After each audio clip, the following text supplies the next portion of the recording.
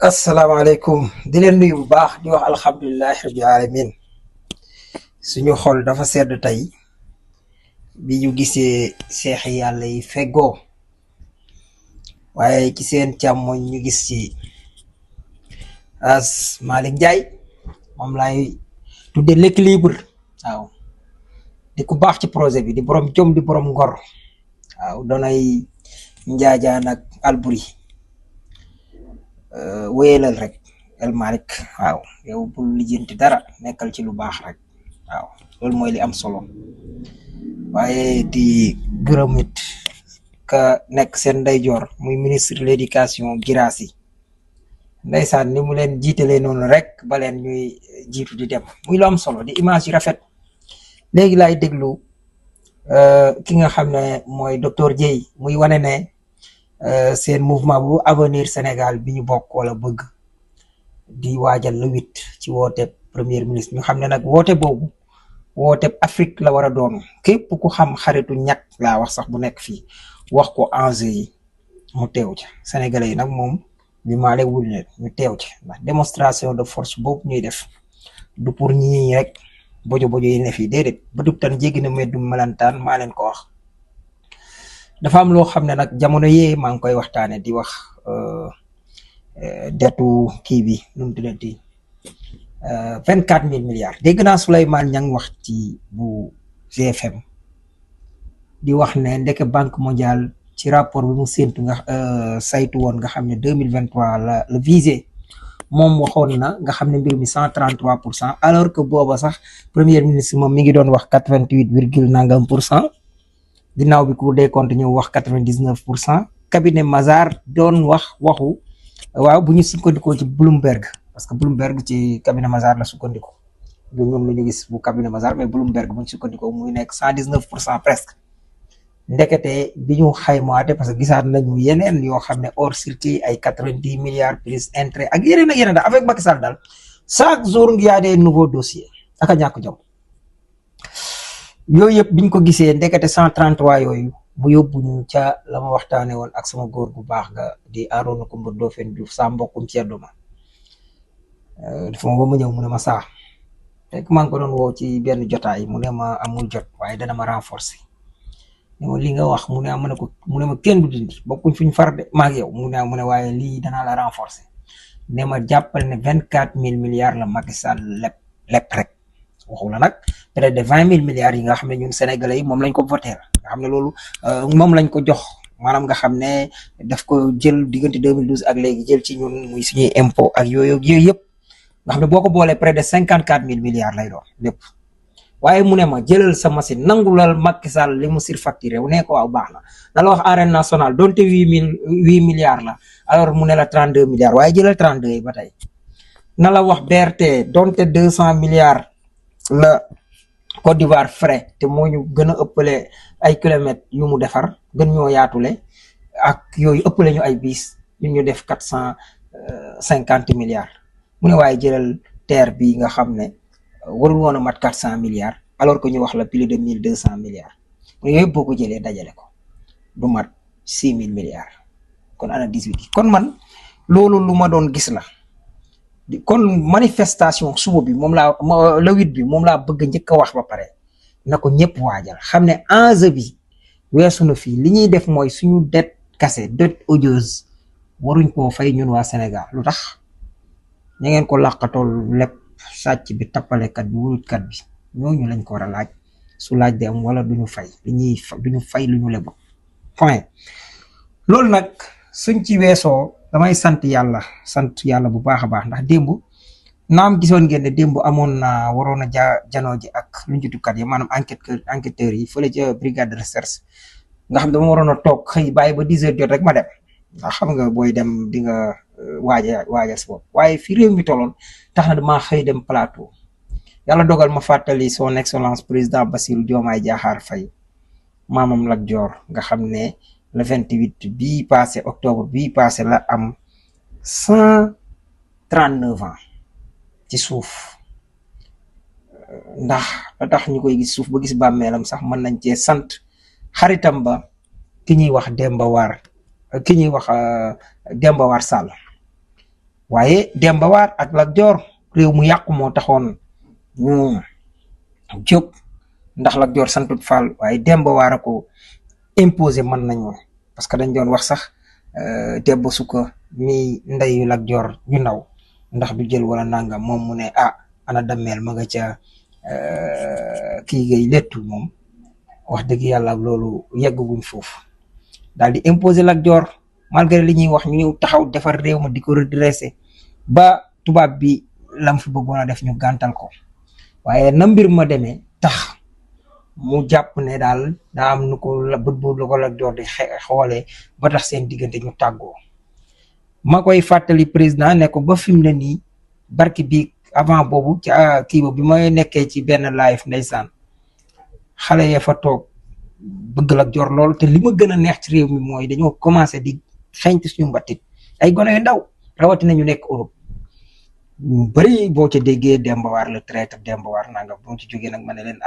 ñoom ñaar day nañ leen boole rek sagal ñoom ñaar ñëpp ndax ay doomu nday lañ woon réeroo amoon waaye réeroo googu li nga ciy jàngee mooy président Diomaye mooy li dox diggante Mobutu ak Patrice Lumumba wala Blaise ak Thomas Isidore Sankara même ginnaaw ba lu Blaise Compaoré mënoon a defal waa Burkina na tay lay jamaa waaye buñ fi jógee fii ak 1000 ans Blaise le traître la ñuy gis maanaam sa digg ak Ousmane ma fàttali woon ci ne histoire nga war a defal ndax ku baax nga xam na ko xam nañ ko waaw ndax looloo taxoon mbooleem ñi nga xam ne lañu tànnoon daf laa tànneef nga ci biiruk tànn ñooñu ñëpp El Malick ku baax la Abbas ku baax Guy Marius ñoom ñëpp waaye daf leen a tànnaat seen biir waaw loolu nag saytaane du ko bëgg a seetaan saytaane nag yenn saay dana doon nit njaay taxaw di profiter ci benn affaire def yu fu saytaane ci wet yu nekk même ñi faral Ousmane Sonko sax da nga ko ci gis ku ne kuy jàpp ne Ousmane Sonko laa faral parce que gis naa benn waaye génnee la fa xew ak député buy jooy ak yooyu yëpp moytu leen ko maanaam daal son excellence yow ak sa seex bii sa mag ji yàlla war na leen seeni noonu man daal loolu laa ci xam yàlla war na leen seeni noonu kii wax ak yow ñi nag mooy sa soppe man dama naan su amoon diggante Ousmane ak président Bassirou koo xam ne bu ngor ak nangam weesoo nga xam ne l'idéal nga xam ne moo fi ne moo war ko nangul weesu muy Ousmane Sonko nga xam ne danga naan mu koo ci gën a bëgg man dama naan la président Diomaye laa gën a bëgg waaye man nag ceddo laa man gën laa bëgg ak di la dénk leneen la Ousmane Sonko bi ma koy voté 2019 sax biñ ko tegoon teg Idrissa Seck laa gënoon a bëgg waaye nag Ousmane laa gënoon a wóolu ak bëgg leneen la kon sama cofeel ci yow ñëpp xam nañ ko Pastef dama koy wax keroog Jibi Gueye Ndiaye ma ne ko man moom li ma dal daa seddul ñaar ñi ma amoon Pastef fii bi affaire yi amee talatooma yaa ngi ci proche ba talatooma keneen ka ma amoon mooy léegi kooku mooy président de la république te président du mbokk du xarit loolu la yàlla dogal mais yow nekkal exception li ma wax nag mooy li ñuy def parce que dafa am loo xam ne suñu culture président séeréer nga man wolof laa pël bi soninke bi soose bi ñun dafa am loo xam ne moo ne ci ñun mooy ngor ak loo mën a def loo ñu mën a defal bu ñu xoolee ne amoo ngor wala ñàkk nga gore ci sa digganteeg nit ak nangam histoire lay fàtte moo tax yooyu noonu damay déglu sëñ Moustapha Diop bu Walf mu naan tey laa ko déglu mu ne dafa am lu sànq président yu bëri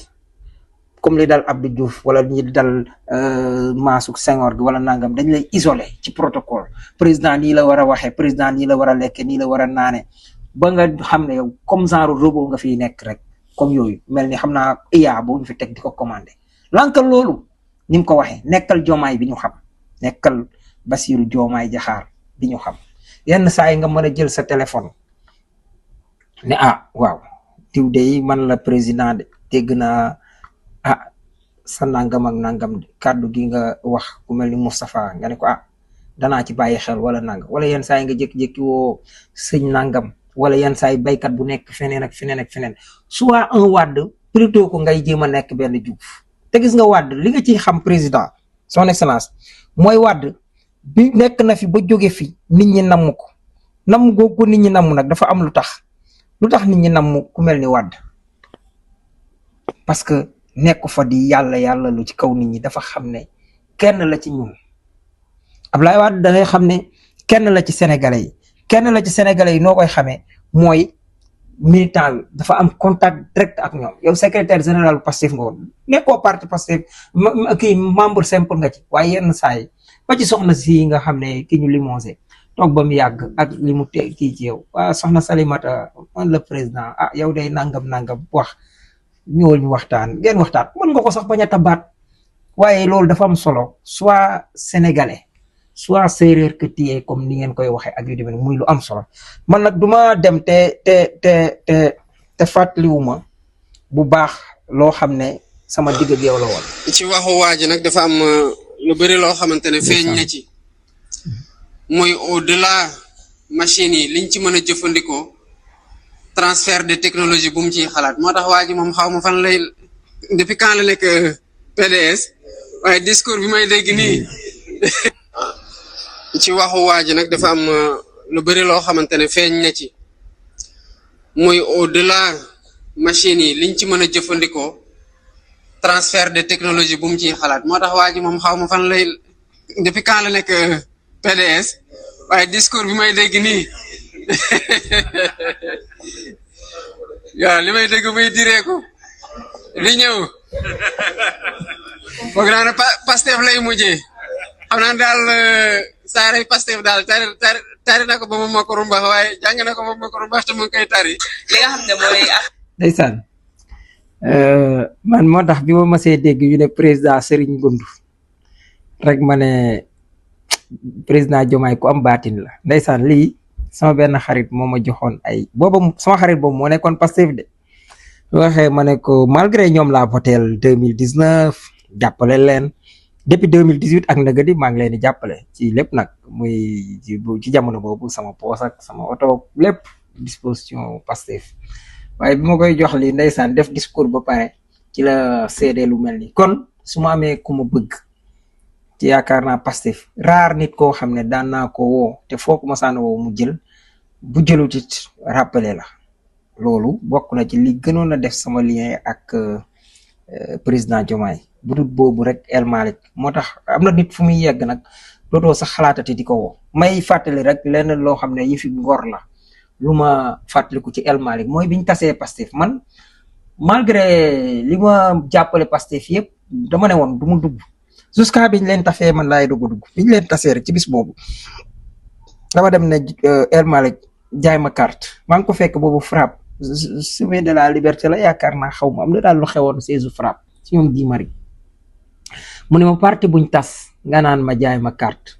ma ne ko jaay ma mu ne ma déedéet su ma la jaayee mën naa laa jaay ni mais bu ma la jaayee du ma wàccoog yoon mooy damay def loo xam ne lu illégal moo tax El Malick li muy def assemblée nii ci maandu maanaam mu wóor ma ne El Malick ku loyal la ku jub la gor la parce que wuute naag Macky Sall mi voté woon ñàkk jom sans carte d'identité te pourtant boobu mënoon na ne waaw ku mel ni nangam naa ko jaay carte wala nangam yooyu mais def na ma kon du ma nekk ci légalité loolu muy lu am solo waaye sëñ bi du ma tëj te waxuma ci Mabouba Diagne malgré li nit ñi doon wax gis naa ku mel ni Pape Djibril Fall doon ko ñàkkal fay danaan ko ay génn groupe WhatsApp bi wala nangam Sénégal daf ci am nit ñoo xam ne lu leen yomb ñu fooyee ko li Pape Cheikh doon wax ca Ndumbelaan waaw wax luy dañ garaawut lu leen yomb rek ñu sàgge na ko waaye Mabouba dafa mérité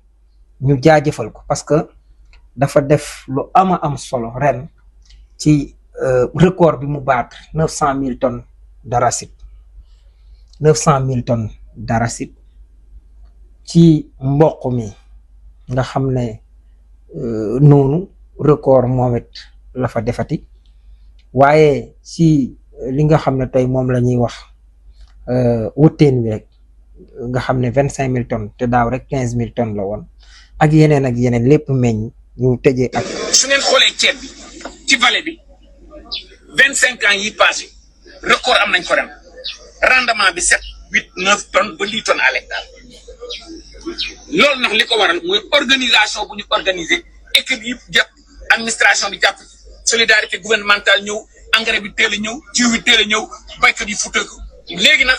kanam la jëm jubal jubbanti bi aussi ñu kii ko parce que damay wax sama téléphone laa yore équipe yi man maa leen di wax fi problème yi am parce que dama ne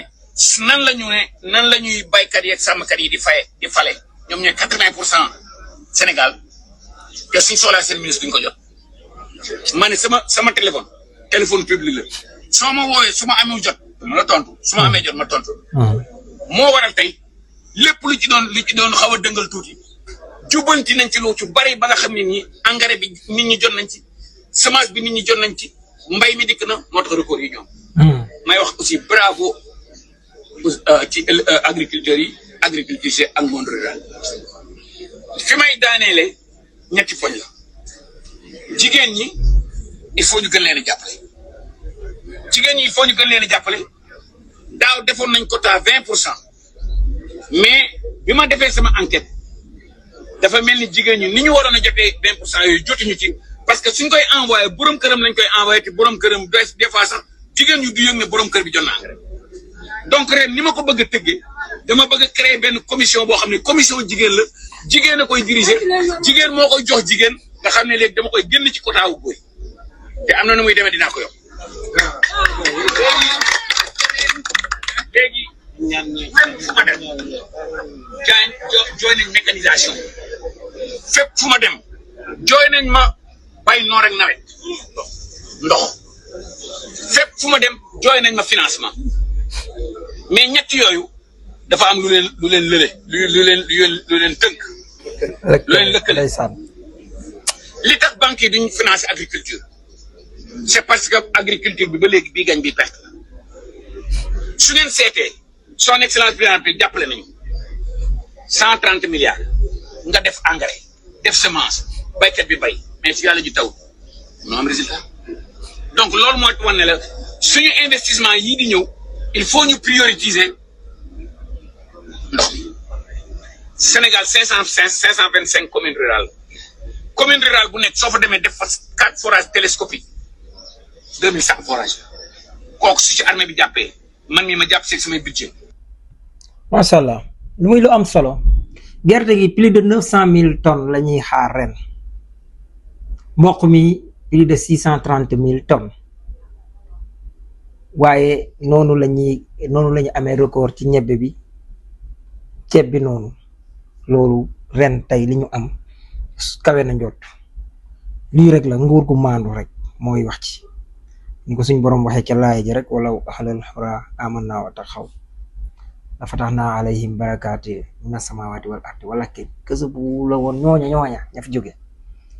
loolu nag mooy lu am solo nañu gën a jiital maandu rek boo amee ay kilifa yu maandu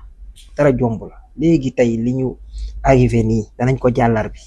nekk ci leneen di soñu ñëpp ñu ñëw la 8 macha allah kii de su fekkoon ne lii ñu ko jox moom la ñëpp di def te gëm naa li ëpp ci gouvernement bi nii la ñuy def ñun daal résultat la ñuy xaar di taaxeerlu gars yi nag ñu dajee le 8 ca daliñ kooga waaw maa la ko wax de ka nga xam ne nag li ñuy wax rek liñ ko nànk gi jaajëf. xam nañ ni ay militant dëgg lañu am. maa ngi def silence rajo mais trop c'est trop aussi. Assalaamu aleykum wa rahmatullahi taala wa barakatuh.